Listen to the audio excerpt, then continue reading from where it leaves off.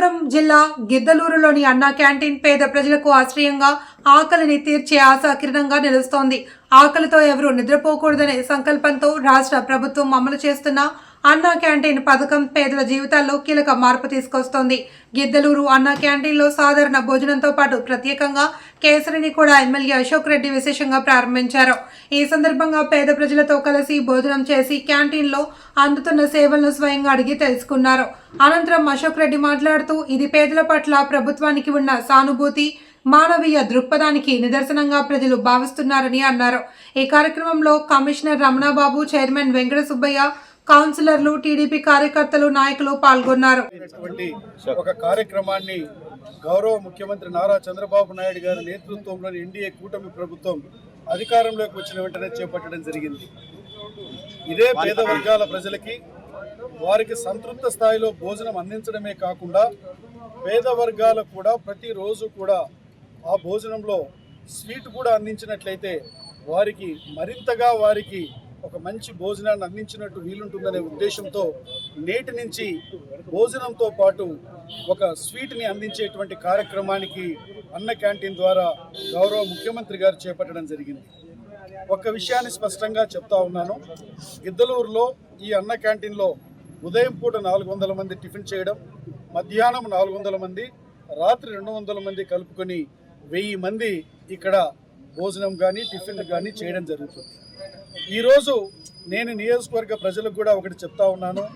పేద వర్గాలకు ప్రభుత్వము ఇతోధికంగా వారు చేస్తున్నటువంటి మేలులతో పాటు మనవంతుగా మనం ఏదైనా చేయాలనుకుంటే ఎవరి అయినా బర్త్డేలు కానీ లేదా ఎవరైనా కానీ ఒక మంచి కార్యక్రమం చేయాలనుకుంటే ఒక రోజు మొత్తం వారికి కనుక భోజనం మనము పెట్టగలిగితే 5,000 రూపాయలు వాళ్ళకి చెల్లించినట్లయితే వారికి ఆ యొక్క స్పెషల్గా మీరు ఏదన్నా అరటిపండు లాంటివి ఇటువంటివి కూడా వారికి అందించినట్లయితే ఆ అందించే సదుపాయాన్ని కూడా ఈ కమిషనర్ గారు ఉన్నారు, వారికి దానికి సంబంధించినటువంటి వివరాలను కూడా స్పష్టంగా తెలియజేయడం జరుగుతుంది. ఏది ఏమైనా ప్రభుత్వం ఈరోజు అన్ని రకాలుగా అధికారంలోకి వచ్చిన తర్వాత అభివృద్ధి కాదు, సంక్షేమం కాదు, సుపరిపాలన అందించే లక్ష్యంతో గౌరవ ముఖ్యమంత్రి చంద్రబాబు నాయుడు గారు, గౌరవ ఉప ముఖ్యమంత్రి పవన్ కళ్యాణ్ గారు వీరిద్దరు కలిసి ఈ యొక్క విధానాలను ముందుకు తీసుకుపోతున్నారు. ఇప్పుడే ఇక్కడికి వచ్చేటువంటి ముందు దాదాపు నేను ఒక 35 మందికి ముఖ్యమంత్రి సహాయ నిధి ద్వారా అందినటువంటి చెక్కులని ఆరోగ్యపరంగా వారు ఖర్చు పెట్టుకున్న డబ్బుని వారికి ఇది అందజేయడం జరిగింది. ఇప్పటి వరకు నియోజకవర్గంలో దాదాపు 850 మందికి 7,43,00,000 రూపాయలని వారికి అందజేశాం. ఇదే కాకుండా నియోజకవర్గంలో పెద్ద ఎత్తున ఆర్ఎండ్బి రోడ్లు కానివ్వండి, పంచాయతీరాజ్ రోడ్లు కానివ్వండి, ఇవే కాకుండా కొంత తుఫాన్కి దెబ్బతిన్నటువంటి చెరువులు కానివ్వండి, చెక్ డ్యామ్స్ కానివ్వండి, ఇటువంటి వాటిని కూడా రిపేర్ చేసేదానికి పెద్ద ఎత్తున నిధులు మంజూరు చేశారు. వాటిని కూడా మేము చేపడతా ఉన్నాం. దాదాపు 15,73,00,000 రూపాయలతో ఆర్ఎండ్బి రోడ్లు, సాస్కీ నిధులు 10,21,00,000 రూపాయలు, ఎన్ఆర్ఈజేఎస్ ద్వారా 6,70,00,000 రూపాయలు, అలాగే చెరువులు వీటికి మరమ్మతులకి ఒక 5 కోట్ల రూపాయలు వీటన్నిటిని కూడా మంజూరు చేశారు. ఈరోజు ప్రభుత్వం చాలా స్పష్టంగా ఉంది. అధికారం అనంటే మనము ఏదో ప్రజాప్రతినిధిలో లేకపోతే ఎగ్జిక్యూటివ్ బాడీసో ఇవి ఎంజాయ్ చేసేది కాదు.